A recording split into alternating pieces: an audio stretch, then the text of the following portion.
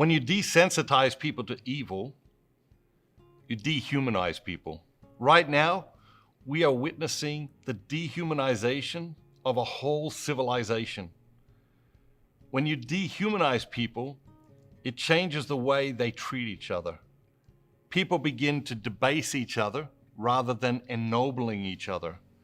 For example, brutality debases us, while love and respect ennoble us. Do we live in a society of love and respect or a society of brutality? The question itself is unsettling. The answer is not binary, of course, but still, too much of our society is engaged in various forms of brutality to dismiss the question. We sterilize every form of brutality by placing it at a distance and depersonalizing it. We prefer hypothetical and philosophical discussions about evil to personal exploration of the topic. But the effects of evil are always deeply personal.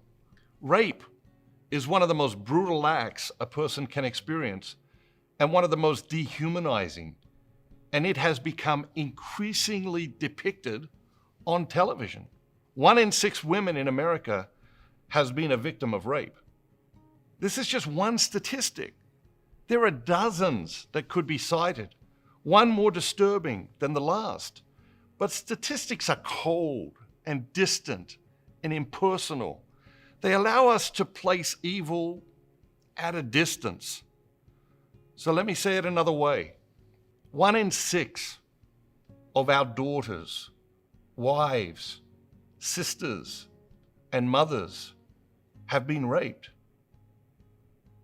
It's also worth noting that the rape of a male is virtually non-existent on television, making this particular form of brutality and dehumanization almost exclusively aimed at women in entertainment.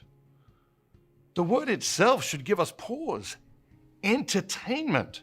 Rape as a form of entertainment?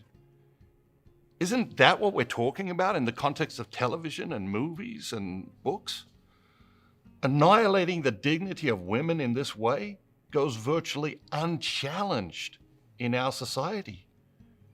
And this is just one example. Evil is real. It is a fact. And it is much closer than we want to acknowledge. But I have never heard of anyone winning a war by pretending they weren't on the battlefield. Until evil touches us in an inescapably personal way, we either don't think of it at all,